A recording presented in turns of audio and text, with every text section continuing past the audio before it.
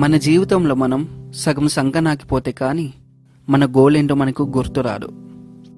మన చిన్నప్పుడు టీచర్ పెద్దయ్యాక ఏమవుతావు అంటే ఏ పోలీసో, ఏ డాక్టరో, ఐఏఎస్, ఐపీఎస్ అయిపోతని చెప్పేవాళ్ళు.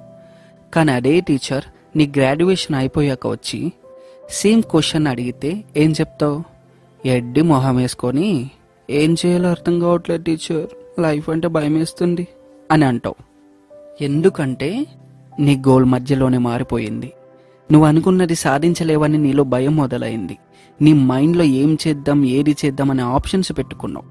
అందుకే నీకు నచ్చింది చెయ్యాలని మర్చిపోయావు. నువ్వు అనుకున్నది సాధించాలని మర్చిపోయావు. చివరికి ఆప్షన్స్తో మిగిలిపోయావు.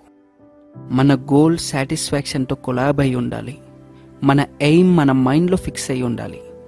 నచ్చిన పనిలో వచ్చే సంతోషం దీనమ్మ జీవితం మార్సులో మసాలా వడ తిన్న అంత సంతోషం రాదు. అదే సాటిస్ఫాక్షన్ లేని పని జీవితం అంతా చేయడం అంటే ఆన్లైన్ షాపింగ్లో ప్రోమో కోడ్ల కోసం కుక్కల ఎదురు చూడటం.